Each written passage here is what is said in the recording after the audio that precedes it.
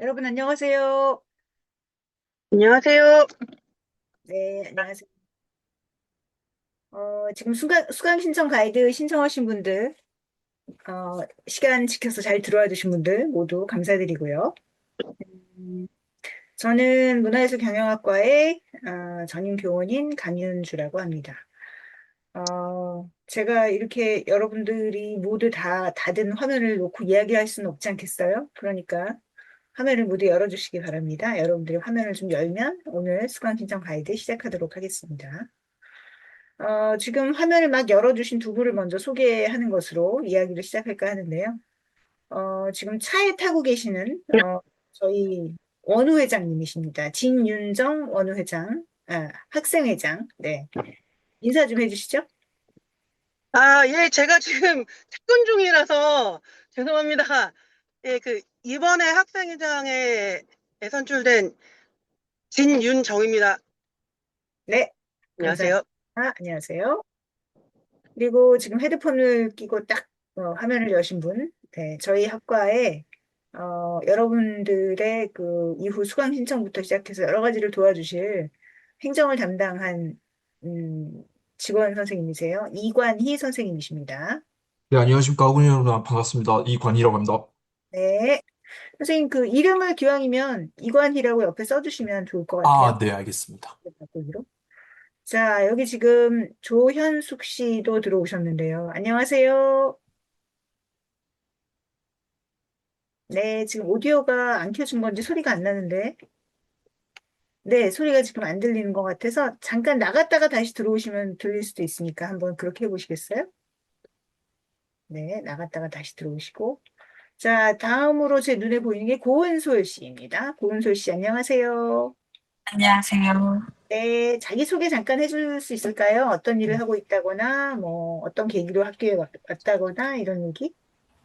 어, 저는 한 3, 4년간, 전자음악 파티를 기획을 하면서 오, 가장 어려웠던 점이 이제 어떻게 이거를 지속 가능한 문화로 만들 것인가에 대해서 항상 고민을 해왔고, 음, 4년 동안 자체 파티를 기획하면서 사실 그거에 대해서 실패를 했다고 생각을 했습니다.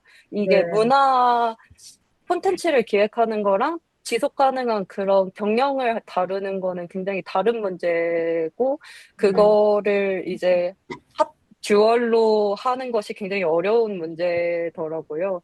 음, 그래서 이 분야에 대해서 조금 더 공부를 하고 싶다라고 생각을 해서 신입생으로 들어오게 되었습니다. 네. 감사합니다. 소개해 주셔서 잘 들어오셨습니다. 자, 다음으로 강정관 씨한테 한번 소개를 부탁드려도 될까요? 네, 안녕하세요. 저는 이번에 3학년으로 편입한 강정관입니다.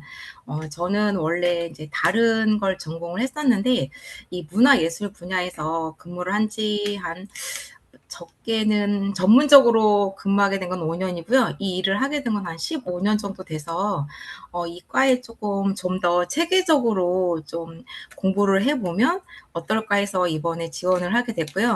네. 저는 좀 직진하는 스타일이라 이게 어떤 과정에 어떤 공부가 필요한 것보다 하고 싶다 해서 그냥 지원하게 됐는데 이렇게 또 합격이 돼서 이번에 이제 뵙게 되었습니다. 반갑습니다. 네, 반갑습니다. 혹시 구체적으로 어떤 분야에서 일하시는지 알려줄 수 있을까요? 네, 저는 이제 한국예술총연합회라고 예총이라는 그 예술 9개 분야의 협회를 관리를 하고 있고요. 그다음에 저희 이제 9개라고 말하면 여기에는 이제 공연 파트인 영화, 연극, 무용, 국악, 연예인이 있고 전시 파트 같은 경우에는 미술, 사진, 그다음 문인협회의 어떤 보조금 진행하는 그 부분을 제가 이제 서포트를 하고 그다음 예총이라는 곳에서 이제 큰 행사를 1년에 2번 정도 진행하는데 뭐 구름산 예술제라던가 청소년 예술제를 진행을 하고 있습니다. 그래서 이런 프로그램을 기획하고 있습니다. 네, 그렇군요. 네. 우리나라에 양대 산맥이 있죠. 예총과 민예총. 그 중에 하나의 그 조직에서 일을 하고 계시네요. 네, 네. 입니다. 자, 다음으로 조현숙 씨 다시 한번 말씀해 보실래요? 지금도 안 들리는 것 같아요. 이관희 선생님이 혹시 조현숙 씨하고 통화를 하시거나 해서 해결될 수 있을까요? 전화번호를 모르죠, 근데. 아, 예, 한번 연락해 보겠습니다. 그 연락처 제가 가지고 있어서 가지고 연락드려 있어서. 보겠습니다. 네, 네네. 좋습니다. 여기 김가빈 씨가 있었는데 잠깐 나간 것 같고, 송호진 씨 혹시 카메라를 켤 수가 있나요? 지금 소개를 하자고 얘기를 하니까 수가 좀 줄었어요. 네. 송호진 씨, 소리 들리시나요? 네. 답변이 없으신 것 같아서. 자, 나머지 이주영 씨, 윤미서 씨, 서지희 씨, 이유빈 씨. 이렇게 네 분이 더 있는데, 강의 들으면서 화면 켤 수 있을 때 켜주시면 되겠습니다. 그러면 지금부터는 화면을 켜지 않으신 분들이 좀 있어서, 일단은, 제가 준비한 내용을 시작해 볼까 합니다. 화면을 공유하고요.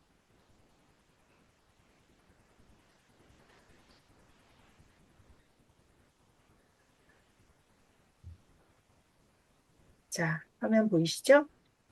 제가 제목을 첫 학기 안전한 항해를 위한 수강 신청 내비게이터라고 썼습니다. 여러분들은 이제 짧게는 2년, 길게는 4년의 항해를 시작하시는 셈이죠. 어, 여러분들이 온라인 대학에 대해서 어떤 생각을 가지고 들어오셨는지 모르겠지만 이곳은 완벽한 대학입니다.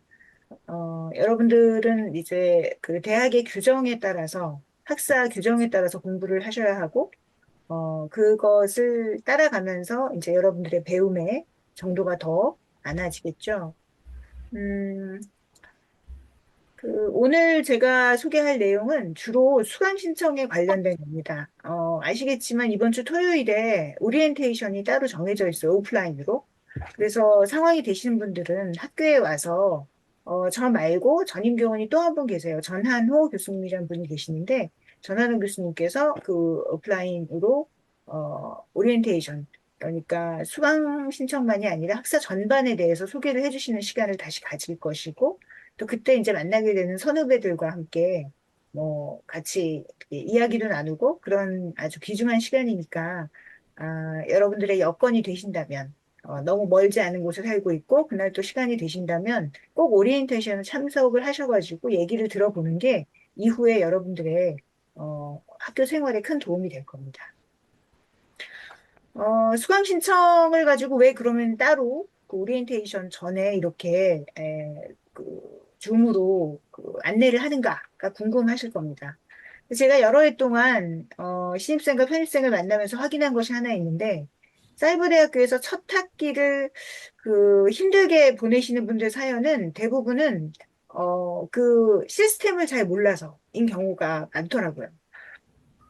그래서 제가 좀 수월하게 공부를 시작하시라고 이 수강 신청 가이드를 사실은 처음 해보는 거예요. 이렇게 학기 전에 해보는 건 제가 지금 이 학교에 문화예술 경영학과 교수로 있는 지가 20년이 됐거든요. 올해가 딱 20년 됐는데 20년 중에 처음 해보는 시도이니까 여러분들이 한번 들어보시고 나중에 이관희 선생님한테 부탁드릴 건 만족도 조사 같은 걸 한번 해주시면 좋겠어요. 구글 폼을 하나 만드셔가지고 여러분들의 의견 같은 걸 주시면 이후에 여러분들의 후배들에게도 제가 좀 더 나은 강의를 할 수 있는, 특강을 할 수 있는 그런 상황이 될 테니까 한번 들어보시고 만족도 조사에도 응해 주시면 좋겠습니다. 자, 여러분들이 오늘 반드시 제가 항해를 한다고 했으니까 세 가지 나침반이 있습니다. 세 가지가 뭐냐면은 첫 번째는 내 졸업까지 내가 학점을 몇 개를 들어야 되고 어떻게 들어야 될까 하는 학점 관리의 지도를 하나 가지고 가셨으면 좋겠고요. 두 번째는 이제 곧 시작돼. 8월 31일, 개강일이 9월 1일 아니고 8월 31일인 거 아시죠?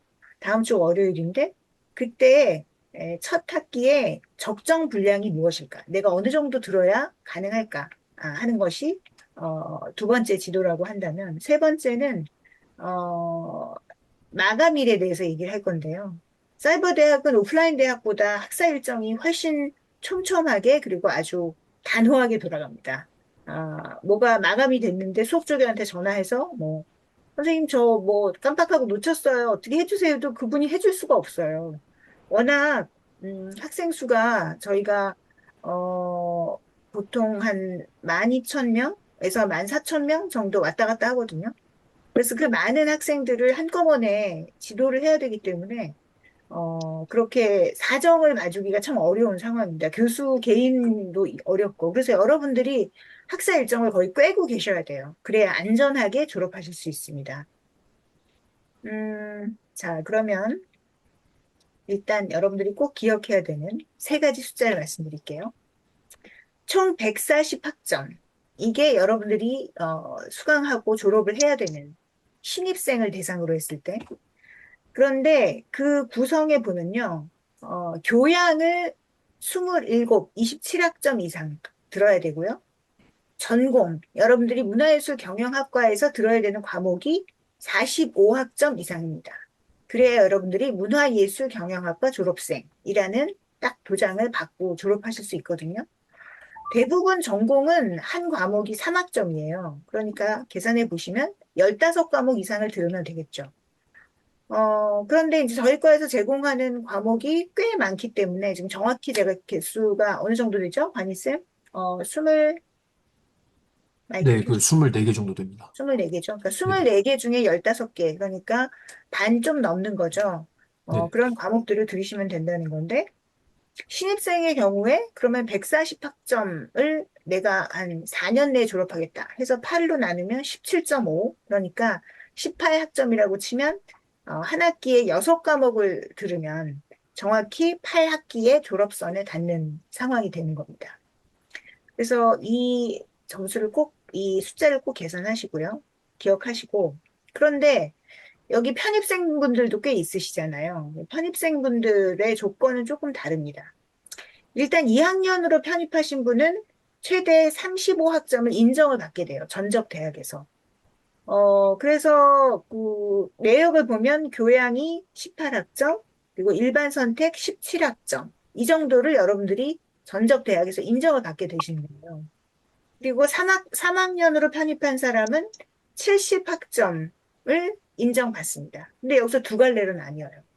전적 대학에서 만약에 우리 과와 유사한 전공을 공부했다라고 하면 전공 15, 교양 27학점, 일반 선택 28학점으로 70학점을 인정받습니다. 그러니까 70학점의 구성이 다른 거예요. 이걸 잘 기억하셔야 돼요. 내가 전적 대학에서 전공 과목 잔뜩 들었으니까 이제 다 70학점 인정받을 수가 없어요. 알겠죠? 그 구성을 기억하셔야 되고.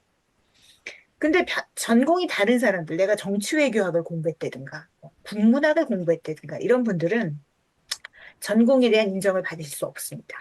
대신에 교양 27, 일반 선택 43학점으로 70학점 인정을 받게 돼요. 제가 여러분 이 PPT 자료는 여러분들한테 다 보내드릴 거예요. 그러니까 굳이 안 적으셔도 돼요.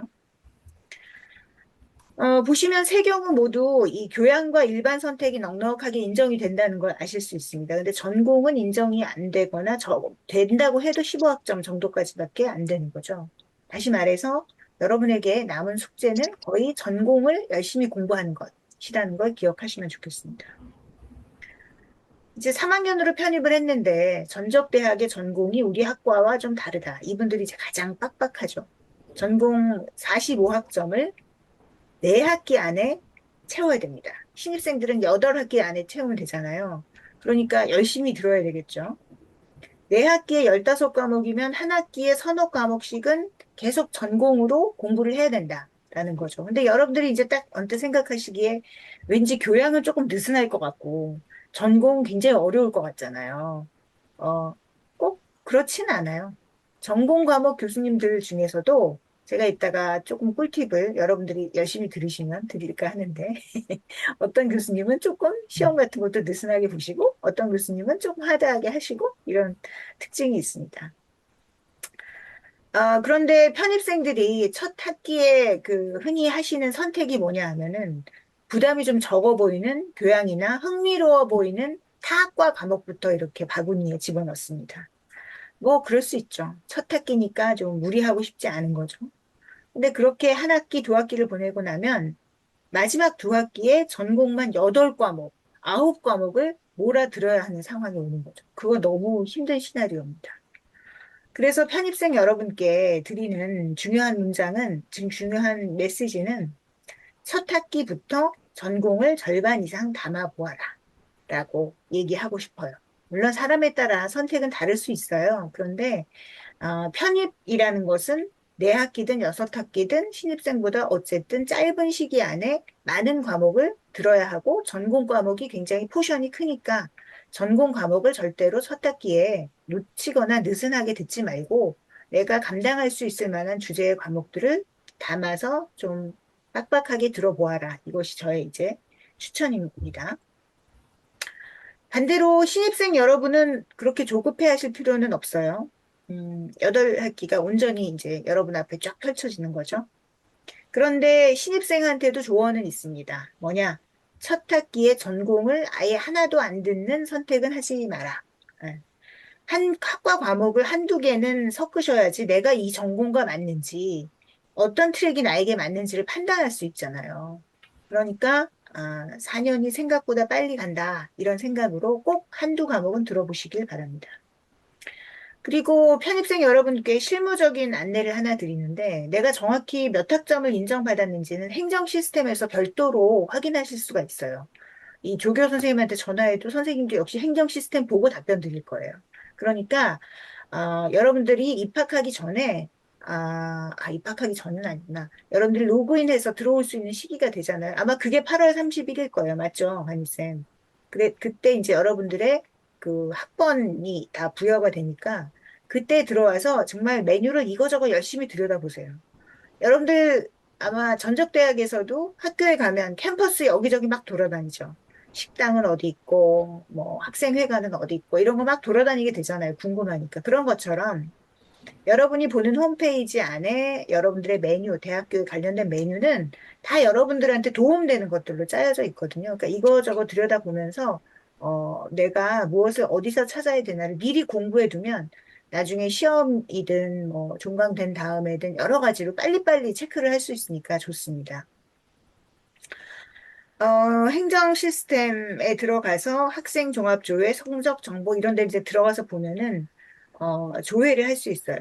그리고 2학기에 여러분들이 지금 신입생, 신편입생도 들어왔는데 10월 정도까지 확인이 가능하니까 그 전까지는 반드시 내가 학점을 몇 개 인정받은 거지 하고 확인해 보시기 바랍니다. 자, 그러면 다음 페이지로 한번 넘어가 볼게요. 첫 학기에 몇 학점 들어야 될까요? 좋은 질문입니다. 먼저 규정을 한번 보자면요. 한 학기 수강 신청의 학점은 원칙적으로 12학점에서 18학점 사이입니다.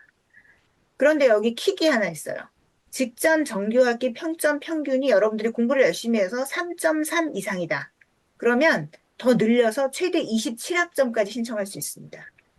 당신이 공부를 잘하니까 더 할 수 있다는 역량을 믿을 테니 더 수강 신청하세요. 이렇게 기회를 드리는 거예요. 그래서 나는 조기 졸업을 하고 싶다거나 지금 이번 학기에 나 왠지 공부가 너무 잘 될 것 같아 하는 필이 딱 오신다. 그러면 전 학기에 공부 열심히 하셔가지고 27학점까지 들어보셔도 돼요. 자, 그러면은 여러분들이 첫 학기에 12에서 18 학점 사이 몇 개를 들을까요? 140학점을 8학기로 나눴을 때 18학점을 한 학기에 들어야 된다고 말씀드렸죠. 그러니까 매 학기에 18학점씩 자꾸 6이 나오는 것 같은 조심하는 18학점. 18학점씩 채우면 정확히 8학기 여러분이 졸업할 수 있잖아요. 재밌는 것은 이제 편입생도 똑같다는 거. 그러니까 여러분들이 이제 계속해서 내가 편입생인지 신입생인지 생각하면서 내가 18학점을 채워야 된다. 그러니까 그럼 무조건 18학점을 신청하면 되겠네 하실 수 있는데 저희 학교가 정규 학기에 여러분들이 15주 동안 강의를 들어야 돼요. 15번. 15번씩 매주 75분 이상이 3학점이거든요. 그러니까 매주 75학점, 75분을 15주 동안 들어야 그 한 강의를 다 듣는 거거든요. 그런데 6과목이면 어떻게 돼요? 월, 화, 수, 목, 금, 토까지 매일매일 하나씩 들어야죠. 와, 빡세다. 물론 여러분들이 대학 때 전적대학 생각해 보시면 하루에 2개, 3개씩 들었습니다. 여러분들이 풀타임 학생일 땐 그랬다는 거죠. 근데 지금 여러분들은 일을 하잖아요. 그러니까 하루에 2, 3개 듣기는 쉽지 않겠죠? 그렇다 치면 하루에 강의 하나씩을 75분씩을 꼬박꼬박 성실하게 듣자. 주 5일째지만 학생은 주 6일째, 토요일까지 계속 듣는 식으로. 그렇기 때문에 그렇게 스스로 정말 우리 초등학교 때 만들던 동글배기, 그 시간표 만들어가지고 여러분들이 열심히 살아야 되는 이유가 생길 수도 있습니다. 첫 학기에 근데 무리해서 강의를 들으면서 평점이 만약에 3.3이 아니라 3.3 밑으로 떨어졌다. 그러면 다음 학기도 이제 18학점에 묶이잖아요. 그러니까 만약에 내가 최소 학점을 먼저 들어서 내 역량도 좀 보고 이과의 강의가 나하고 맞는지도 한번 테스트 해보겠다 하시는 분들은 12학점 정도, 4과목 정도 듣는 것도 나쁘지 않다라고 말씀을 드려요. 그리고 그 학점도 근데 나는 힘들다. 이번 하반기 26년 하반기가 나 지금 너무 힘든 시기다.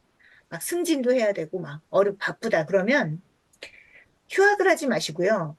최소 학점 미만 신청서라는 게 있어요. 말이 어렵죠. 최소 학점 미만, 12학점 미만으로 저는 듣고 싶어요. 라는 신청서를 내시면 돼요.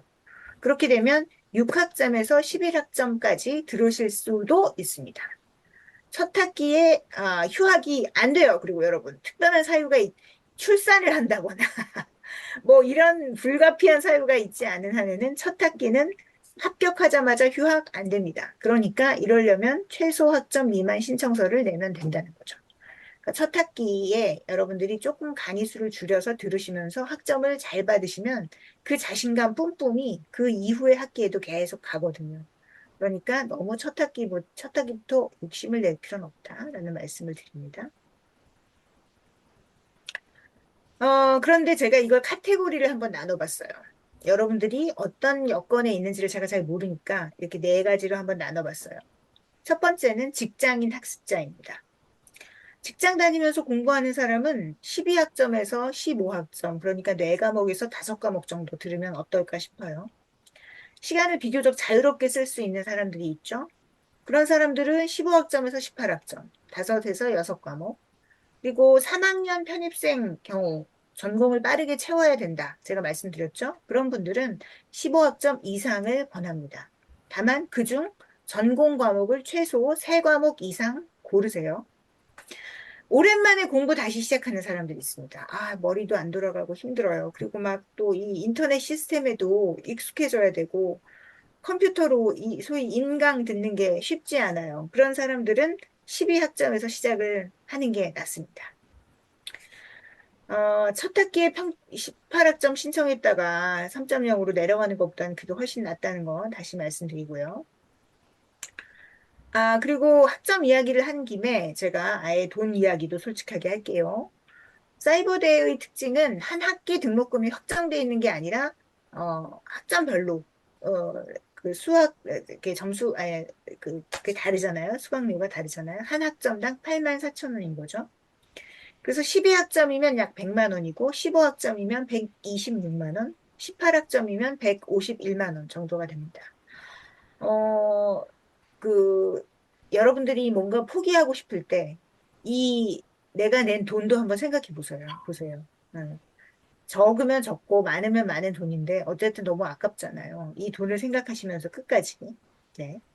그리고 꼭 기억해야 될 것이 수강 신청과 수업료 납부가 한 세트입니다. 신청만 하고 납부를 하지 않으면 수강 신청이 완료되지 않아요. 그러니까 그렇게 꼭 생각을 하시고, 그 다음에 계절 학기가 있습니다. 대학에 보면 계절 학기가 언제나 있잖아요. 저희도 계절 학기가 있어요. 그래서 학기 중에 내가 너무 바빠서 다 듣지 못했다. 그런데 더 듣고 싶다. 상반기에. 그러면 계절 학기 이용하시면 돼요. 여름방학과 겨울방학에 그 4주 동안 운영되는 학기인데, 한 계절 학기에 최대 9학점까지 3개의 강의를 들을 수 있어요. 그러니까 내가, 지금 9월에 시작해서 내년 2월까지 나는 6개월로 잡을래, 이번 학기를. 그래서, 학기 중인 4개월 플러스 그 방학 2개월 동안 나는 18학점을 듣겠어 라고 결심을 하셨다면 그렇게 할 수 있어요. 근데 정규 학기와 합쳤을 때 한 학기에 27학점을 넘길 수는 없는 거예요. 그걸 잘 기억하시고요. 그런데 여기서 킥이 또 하나 있습니다. 계절 학기에는 전공 강의는 들을 수 없어요. 그러니까 교양 강의만 계절 학기로 채울 수 있어요. 그렇다는 건 뭐다? 편입생 같은 경우에 나는 전공 강의를 열심히 들어야 되니까 라고 생각하시면 학기 중에는 전공 학기로만 채우고 계절 학기 때 교양 강의를 들으면 되겠죠. 네, 그렇게 되면 학점을 또 채울 수가 있습니다. 자, 이제부터는 저희 과의 그 트랙에 대해서 설명을 드릴까 합니다. 어, 문화예술 경영학과의 교육과정이 그 홈페이지에 다 나와 있는 거 여러분들 보셨죠? 트랙이 시각예술 트랙, 공연예술 트랙, 정책 및 문화기획 트랙, 그리고 K아트 트랙 이렇게 있습니다. 네 가지가. 근데 여기서 오해하지 마셔야 될 게 하나 있는데요. 트랙은 여러분들을 가두는 경계가 아닙니다. 트랙 하나를 선택하면 다른 트랙 과목을 못 듣는 게 아니에요. 트랙은 저희가 주제별로 이런 주제에는 이런 강의들이 있다. 이런 방향으로 여러분들이 가고 싶으면 이런 강의를 들으시면 돼요. 라고 레코멘드를 해놓은 거예요. 그러니까 그 트랙이 어떤 강력한 경계다라고 생각하지 마세요. 다만 이 안내판은 안내판대로 의미가 있습니다. 졸업할 때 여러분의 성적표를 보면은 전공 내 45학점이 어떤 사람의 경우에는 네 가지 트랙에 골고루 흩어져 있는 경우와 한 트랙에 뚜렷하게 모여져 있는 경우가 있습니다. 만약에 여러분들이 학과 공부를 마치고 대학원에 진학하거나 문화재단이나 기획사에 지원하고자 한다. 그러면 어떤 한 방향성을 보고 달리는 것도 나쁘지 않습니다. 그쪽의 전문성을 여러분들이 축적을 하는 거죠. 저는 지역문화 정책을 공부했습니다. 그러면서 이러이러한 강의를 쭉 리스트업을 하면 저도 이제 심사를 자주 가는데 그럴 때 보면 이 사람은 정말 그 길을 따라서 공부를 잘했네 이렇게 생각을 하거든요. 그러니까 지금 당장 여러분들이 트랙을 정하실 필요는 없지만 두 번째나 세 번째 학기까지는 나는 이쪽이야 라고 방향을 좀 잡으시는 것도 나쁘지 않습니다. 그리고 그 방향을 잡는 가장 좋은 방법이 첫 학기에 서로 다른 트랙 과목을 한두 개씩 섞어서 한번 들어보는 겁니다. 내가 원하는 게 뭘까? 제가 그런 경우를 많이 봐요. 아, 교수님, 저는 전시 기획자가 되고 싶어서 문화예술 경영학과를 지원했어요. 근데 졸업하고 나니까 공연예술 기획자가 돼 있더라고요. 자기가 뭘 잘하는지, 뭘 좋아하는지는 사실은 여러분들이 직접 강의를 듣고 과제를 하고 하면서 알게 되거든요. 특히 홍보라든가 재원이라든가 여러분들은 지금 어쩌면 나는 뭔가 그 예술을 기획하는 것 자체에만 관심이 있어라고 생각할 수 있지만 배워보시면 알겠지만 문화예술 경영은 굉장히 많은 역량이 필요합니다. 그중에 재원을 가지고 돈이 있어야 예술을 하잖아요. 재원 조성에 뛰어난 인재가 된다는 것은 이 업계에서 굉장히 메리트를 가진다는 거예요. 그런 사람이 많지 않거든요. 다 뭔가 난 뮤지컬을 기획할 거야. 이 내용적으로만 생각을 하지 그 내용이 가능하게 되기 위한 제작 여건과 관련된 분야의 사람을 찾기가 굉장히 어려워요. 그래서 그 분야의 전문가가 된다는 건 여러분들이 이후에 잡 시장에서도 굉장한 메리트를 가진다는 거거든요. 그러니까 그런 과목도 첫 학기 때 한번 들어보세요. 그런 제목을 보면 알잖아요. 그런 과목을 한번 들어보셔서, 생각보다 이거 나한테 재밌는데? 하시는 부분이 있다면 그 트랙으로 가는 것도 좋다라고 말씀을 드립니다. 그리고 또 중요한 것은 아까 제가 일반 선택이라고 표현한 적이 있는데 타학과 과목도 그리고 1, 2, 3, 4학년이라고 해서 1학년이 1학년 과목만 들어야 되는 게 아닙니다. 1학년도 4학년 과목을 들을 수 있고 4학년도 1학년 과목을 들을 수 있어요. 그러니까 우리는 굉장히 플렉서블하죠. 학년의 경계도 학과의 경계도 트랙의 경계도 없습니다. 어디까지나 여러분들의 선택에 달린 거예요. 그런데 여러분들이 사실은 들어보지 않고는 이게 도대체 어떤 강의인지 알 수 없으니까 처음에 한번 여러 가지 과목을 섞어서 들어보시라고 말씀을 드리는 것이고, 또 수강 신청을 하실 때도 예를 들어 주제어를 넣고 한번 리스트업을 서치를 해본다든가 해서 타과의 과목 중에서도 나한테 관심이 있는 거가 있는지 한번 찾아보세요. 그래서 저희가 일부러 전공 과목을 반드시 이수해야 되는 전공 과목 수를 15개로 낮춰놓은 거예요. 옛날엔 이거보다 훨씬 많았거든요. 그런데 생각해 보니까 문화예술 경영도 그렇고 다른 학과의 전공들도 융복합적으로 듣는 게 더 훌륭한 인재를 키우는 데 도움이 된다고 해서 전공 과목 수를 확 낮춰놓은 겁니다. 그러니까 경영학 쪽에 우리 학교에 또 경영학 그 과목도 굉장히 많아요. 경영학 아니면 실용음악과도 있고요. 또 요새 이 AI를 활용하는 AI 디자인 관련된 것도 있고 공학 계열 과목도 많습니다. 어쩌면 그 과목들 중에 여러분들한테 도움이 되는 것이 있을 수도 있어요. 그러니까 만약에 내가 뭔가 공간에 관심이 있다고 하면 저희 학교에 건축공학과가 있거든요. 건축공학과의 건축학 개론 뭐 이런 과목들을 듣는 것도 도움이 될 수 있어요. 그러니까 여러분들에게 지금 굉장한 가능성이 열렸다라는 점 말씀드리고 싶습니다. 네, 그래서 이렇게 지금 트랙을 가두는 칸막이가 아니라 방향성을 짚어주는 안내판이다라는 점 꼭 기억하시기 바랍니다. 각 트랙에 어떤 과목들이 있는지는 제가 러프하게 써 놓았는데요. 여러분들이 홈페이지에서도 더 구체적으로 확인하실 수 있습니다. 자, 과목을 고를 때 여러분들이 꼭 생각해야 되는, 꼭 써야 되는 도구가 있어요. 이걸 안 쓰고 나중에 과목명만 보고 이거 맞는 것 같아 라고 고르면 후회합니다. 나중에. 첫 번째가 강의 계획서입니다. 수강 신청 화면에서 강좌 코드를 클릭하면 과목의 강의 계획서가 쭉 열려요. 수업 목표나 방법, 또 평가 기준은 어떻고 교재 같은 것도 나와 있습니다. 평가 기준도 꼭 보세요. 어떤 과목은 시험 비중이 높고 어떤 과목은 과제나 프로젝트 비중이 높습니다. 또 어떤 과목은 게시판에 열심히 글을 올려야 점수를 잘 주시는 교수님도 계세요. 여러분의 생활 패턴에 따라 유리한 유형이 다를 수 있어요. 예를 들어 평일에 시간 내기 어려운 직장인이라면 매주 게시판 참여를 요구하는 과목을 여러 개는 담지 않는 게 좋겠죠. 둘째, 맛보기 강의가 있습니다. 샘플로 강의를 볼 수 있어요.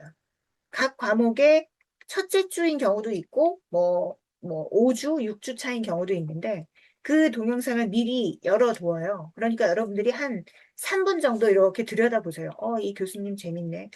나랑 타입이 맞는 것 같아. 부터 시작해서, 내용이나 목차 같은 걸 보시면서, 그 맛보기 강의를 통해서 오는 필이 어떤지 한번 여러분들이 찾아보시기 바랍니다.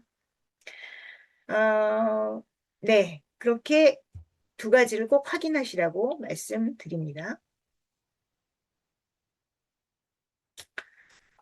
그리고 이제 제가 큐레이션, 이번 학기에 개설되는 과목의 하이라이트를 한번 이렇게 담아봤습니다.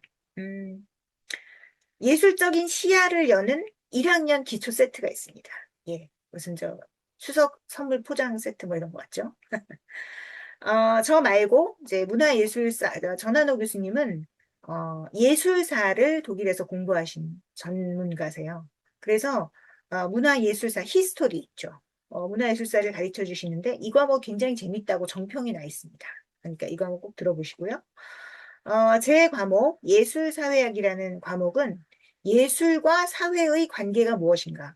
그래서 저는 첫 강의, 첫 주차에 이런 질문을 던집니다. 예술이란 무엇인가요?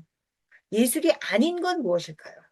라고 묻거든요. 그러니까 우리가 살고 있는 사회 속에서 예술의 역할이 뭐고 예술의 가치는 무엇이고 예술의 큰 방향성이 무엇인지 궁금하시다면 예술사회학을 꼭 들어보시기 바랍니다. 예술사회학은 사실은 아주 기초 중에 기초인 과목이라고 할 수 있고 제가 살짝 정보를 드리자면 여기는 굉장히 많은 이론가들이 나와요.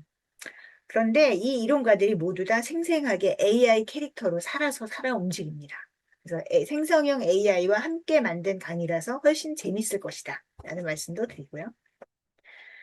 그 다음에 아마 홈페이지에서 문화예술 교육사 자격증을 따기 위해서 필요한 과목들을 우리 과에서 들을 수 있다라는 설명 들으셨을 겁니다. 그게 바로 문화예술교육개론이에요. 이 과목을 들으시면 문화예술교육사를 따기 위해서 필요한 여러 가지 과목 중에 하나를 여러분들이 대학의 학점으로 커버할 수 있는 겁니다.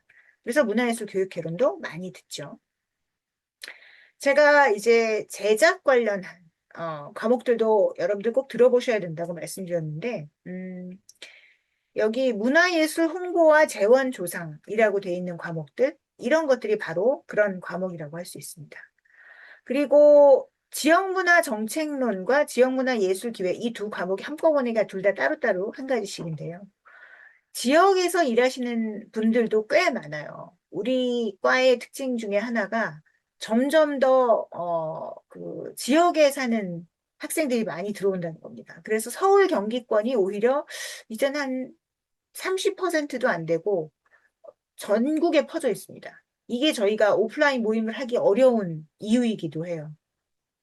멀리서 기차 타고 와야 되니까 저희가 교통비도 못 대주는데 오프라인 행사를 자꾸 하면 상대적 박탈감을 느끼기 때문에 저희가 대학원도 있는데 대학원은 더합니다. 대학원은 해외에 많아요.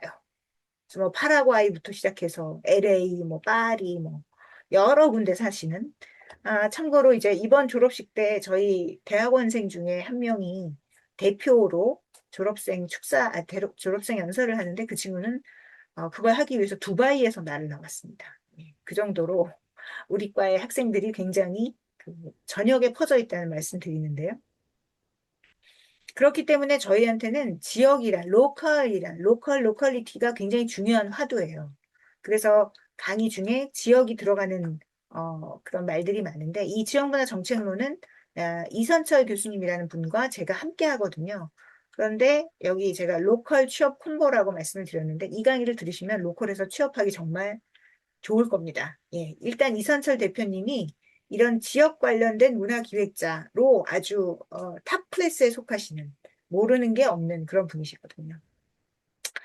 자, 그리고 여기 전시기획론도 실무기획 세트에 들어가 있기도 한데 또 심화 세트일 수도 있습니다. 전시 관련된 큐레이터 실무 프로세스에 대해서도 알려주실 그런 김정 교수님 같은 경우는 지금 이화여대 박물관에서 일을 하고 계시는 현장 큐레이터시거든요. 그래서 그분의 말씀 들을 수 있고 또 K-뮤직 비즈니스나 대중음악의 이해 대중음악의 이해 같은 경우는 임진모라고 아시죠? 임진모 씨라고 지금 배철수의 음악 캠프의 고정 패널로도 나오시는 임진모 선생님이 강의를 해주시는 그런 강의이기도 하고요.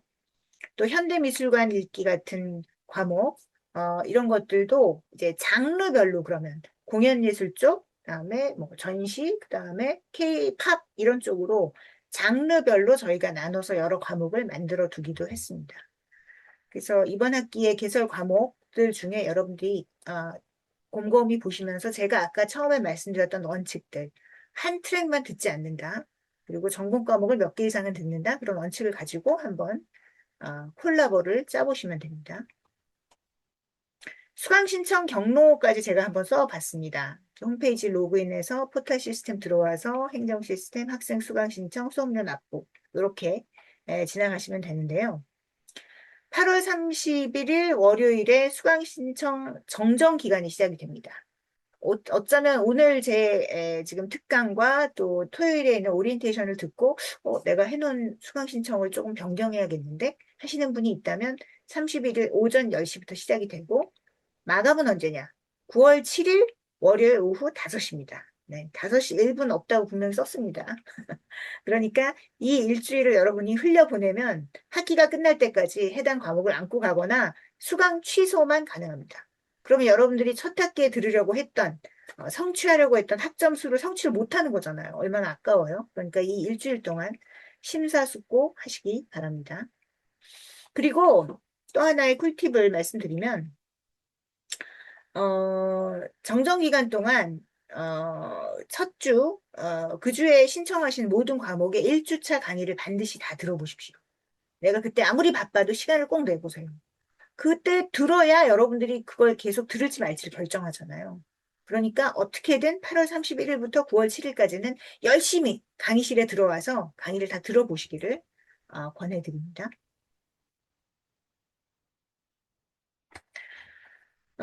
그리고 학점 교류가 있습니다. 경희대 과목을 여러분들이 들으실 수 있어요. 근데 이건 이제 번거로운 게 있죠. 물리적으로 여러분들이 경희대 오셔야 됩니다. 그래서 서울에 사는 사람들은 가능하겠지만 지역에 있는 사람들한테 좀 어려울 수 있는데요. 그래도 나는 캠퍼스의 낭만을 정말 물리적으로 한번 경험해보고 싶어 하시는 분들은 한 학점, 한 학기당 한 학점이 아니라 최대 3학점, 그러니까 한 강의까지 들을 수 있거든요. 그러니까 한번 들어와서 난 들어보겠다 싶은 분들은 생각해 보시고요. 그리고 두 가지 제도를 미리 알려드릴게요. 어쩌면은 여러분들한테 필요할 수도 있습니다. 첫 번째가 재수강입니다.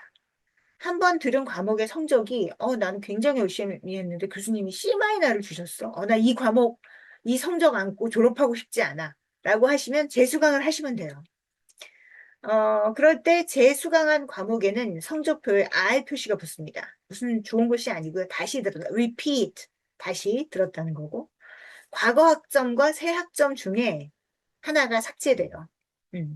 두 학점이 더해져서 과목 학점수가 올라간다. 이건 아닙니다. 그건 아시겠죠? 그리고 두 번째는 학점 취소입니다. 이미 취득한 과목을 성적표에서 지우는 제도고 3월과 9월에 신청할 수 있어요. 근데 무거운 조건이 있습니다. 재학 중일 때만 가능하고요. 여러분들이 휴학을 하고 있거나 졸업생이다면 안 됩니다. 그리고 취소한 과목은 절대 복원되지 않아요. 수업료도 돌려받지 못합니다. 그러니까 그리고 마지막 학기에 취득한 학점은 또 취소할 수 없다. 이런 여러 가지 조건들이 있으니까 뭐 교수님이 학점 취소 가능하다 그랬어. 그럼 뭐 난 듣다가 안 좋으면 취소 이렇게 생각하지 마시고 학점 취소 관련된 자세한 내용도 잘 읽어보시면 좋겠습니다. 자, 물 한 잔 마시고.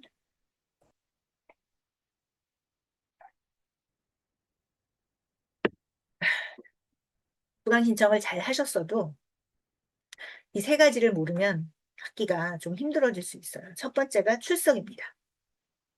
우리 학교는 해당 학기 전체 수업의 75% 이상을 출석해야 성적이 부여됩니다. 내가 공부 열심히 해가지고 시험 잘 봤으니까 나 출석 좀 빠졌어도 괜찮겠지? 안 돼요. 그냥 무조건 F예요. 75 이상을 안 들으면. 그러니까 여러분들이 계속해서 출석을 하셔야겠죠. 사이버대학교에서 출석은 강의를 들었느냐라는 것으로 확인이 됩니다. 언제든 들을 수 있으니까 몰아서 들으면 되겠지? 안 됩니다. 수강 인정 기간이 따로 있어요. 그게 어느 정도냐? 첫 주, 두 주까지 들으면 여러분들은 출석이 됩니다. 그런데 그 학기 중에 다른 때 두 주를 넘어서 듣잖아요. 그러면 지각이 됩니다. 지각 3번이면 뭘까요? 결석입니다. 네. 그렇게, 엄격한 룰이 있어요. 그러니까 여러분들이 나는 출석을 해야겠다. 출석으로 표시되고 싶다. 라고 하면 반드시 2주 안에 그 강의를 들어야 됩니다. 그걸 꼭 기억하세요. 그래서 오늘 이 특강이 끝나면은 여러분들 휴대폰 캘린더를 여시고 매주 정해진 요일과 시간에 반복 일정을 하나 만드세요. 그래서 일요일 오전 9시부터 12시는 강의 수강. 이런 식으로 전체적으로 딱 이렇게 구체적으로 잡으세요. 그리고 여러분들이 수강 신청했던 강의들 있잖아요. 거기다가 알람 같은 걸 설정을 해서 내가 요때는 반드시 이 강의를 듣겠다. 그래서 제가 아까 초등학생들처럼 동그라미, 동글배기, 수강 신청표, 그러니까 시간 계획서, 하루 일정을 만들어 보자고 말씀드린 겁니다. 그리고 두 번째는 이제 성적 평가인데요. 그 성적 평가 관련돼서는 강의 계획서를 아까 제가 확인하라고 했잖아요. 출석, 과제물, 게시판 참여도, 그리고 중간 기말고사, 그리고 많은 경우에 상대평가가 원칙입니다. 상대평가라는 건 남보다 내가 잘해야 더 좋은 점수를 받는다는 거겠죠. 그리고 해당 학기의 평점 평균이 1.5에 미달하면 성적 경고를 받습니다. 네, 이거 받으면 기분 매우 안 좋겠죠. 근데 1.5 미달하기 참 쉽지 않은데 그 어려운 걸 또 도달하는 분이 여기서 누군가 나오지 않기를 바랍니다. 좋습니다. 이렇게 시간을 꼭 짜서 들으시기 바란다는 말씀이고요. 그리고 환불 타이밍이 있어요. 9월 30일까지는 수업료의 6분의 5, 10월 30일까지는 3분의 2, 11월 30일까지는 2분의 1. 이런 식으로 퍼센티지가 점점 더 이제 줄어들죠. 그러니까 만약에 여러분들이 도저히 학업을 계속할 수 없는 사정이 생겼다. 그럼 혼자 안고 버티다가 12월을 맞이하지 마시고요. 학생 상담센터로 연락해서 제가 이거 이마저마해서 네, 그 환불을 받고 싶습니다라고 말씀을 하세요. 어, 이제 이것은 제가 이야기했던 마지막 목적지와 보폭과 데드라인 이것을 이렇게 정리해 본 건데요. 이 가이드라인만 여러분들이 충실히 잘 지키시면 큰 문제 없이 첫 학기를 성공적으로 완수하실 수 있을 겁니다. 그래, 우리는 모두 예술가다라는 게 이제 학부의 저희 모토이기도 합니다. 우리 모두는 예술가다. 그렇지만 또 우리 모두는 학생이다. 이죠? 여기 오신 분들. 그래서 학과 사무실, 그다음에 학생 상담센터, 여러분들이 심리적으로 힘들거나 할 때 여기다 연락을 해서 상담을 받을 수도 있습니다. 또 학사 운영팀 같은 경우는 학사 규정이나 행정, 그리고 24시간 AI 전화 상담도 가능합니다. 지금도 전화하시면 누군가 받아요. 이런 식으로 다 팀이 나뉘어져 있으니까, 그리고 제가 이 자료를 여러분들한테 드릴 테니까, 여러분들이 직접 홈페이지 들어가셔서 이거저거 뒤져보시면서, 동시에, 이 문제는 여기다 전화해야 되겠구나 하고 조언을 받으시면 됩니다. 네. 이관희 선생님이 아마 이렇게 여기 오신 분들한테 상담 전화를 받기도 하실 텐데, 제 생각에는 학기 초에 전화가 너무 많이 들어와서 아마도 전화보다는 메일이 빠르지 않을까 하는데, 이관희 선생님이 어떤 식으로 연락하면 나하고 커뮤니케이션이 잘 된다. 그런 내용 좀 얘기해 볼래요? 예, 일단 메일로 전달을 드리는 게 더, 저희 입장에서는 전달이 더 빠르기도 하고요. 그리고 그 글로 써져 있기 때문에 제가 그 전화 같은 경우는 한번 듣고 이제 흘려버리거나 아니면은 이제 잊어버리는 경우가 있지만 메일 같은 경우는 이게 그대로 남아있기 때문에 훨씬 더 정보 전달에도 더 수월한 면이 있고, 예, 그 교수님께도 전달하기도 훨씬 더 명확하게 전달할 수 있다고 생각합니다. 네. 그러니까 여러분들은 아마 마음이 급해서라도 전화해서 빨리 얘기하고 싶어라고 생각하시겠지만 이번 학기에만 지금 입학한 학생들이 150명이 넘습니다. 그러니까 그 학생들이 모두 다 이관희 선생님한테 전화를 하면 여러분들이 아마도 네, 예상하실 수 있겠지만 이관희 선생님이 혼자 감당하기가 어려워요. 그러니까 오히려 늦게 가는 것이 빠르다라고 할 수 있는 것이 메일로 차분차분히 쓰면 관희쌤도 차분차분하게 답변을 드릴 수 있다는 점, 그 말씀을 꼭 드리고요. 그리고 이제는 우리 진윤정 선생님한테 우리가 오리엔테이션 때 듣기도 하겠지만 혹시 오리엔테이션에 못 오시는 분들도 있을 수 있으니까 간단하게 우리 학생회에서 학생의 역할은 무엇이고 학생회에서는 어떤 준비를 하고 있는지 그런 얘기를 짧게 한마디 들어볼까요? 예, 우선 제가 어떻게 말씀을 드려야 되는지 정리가 아직 안 되긴 했지만 지금 이거 강의 들으러 오신 저희 신입생 여러분들, 제가 우선 지금 학생 회장이거든요. 그러니까 혹시 만약에 뭔가 궁금하신 거 있으면 저희 학생회에 들어오시면 저희 학생회 선배님들하고 지금 계신 분들이 다 아주 상세하게 잘 설명해 주신 분들이 많으니까 학생회에 또 한번 생각을 해 보시고, 근데 학생회라고 해서 막 부담 가지실 필요는 없어요. 저희가 오프라인이나 이런 활동이 많은 게 아니고 거의 다 카톡에서 다 대화가 많이 이루어지기 때문에 부담 가지지 마시고, 혹시 들어오실 생각 있으시면 저한테 또, 네, 근데 연락을 어떻게 하죠, 교수님? 네, 그 부분은 제가 정리해 드릴게요. 이제 예, 그 예, 그렇게 이관희 생각해 주시면 선생님한테 일단 감사하겠습니다. 메일로 문의를 하시면 학생회 네, 관련된 그 안내도 해드릴 테니까 그렇게 해주시면 되고요. 예, 지금 윤정쌤이 차에 계셔가지고 제가 그냥 대신 안내를 좀 드리자면 예, 학생회에서는 예를 들어 뭐 학과에서 MT를 간다든가 저희가 1년에 한 번이나 두 번 정도 MT를 가거든요. 그럴 때 이제 학생회에서 잘 준비를 해주기도 하고요. 그 외에 뭐 단체 관람을 한다든가 이럴 때도 이제 학생회가 같이 조인해서 여러 가지 일을 합니다. 그래서 지금 진유정 선생님 얘기한 것처럼 학생회에 가입을 하면은 여러분들의 이점은 뭐냐면 일단 학과와 아주 밀착해서 여러 가지 일을 할 수 있어서 학과장 교수님이나 전임 교원님들 그리고 또 외래 교수님들하고도 컨택을 할 수 있는 기회가 더 많이 생겨요. 그런데 아시겠지만 이 문화예술계도 인맥이 거의 80% 이상입니다.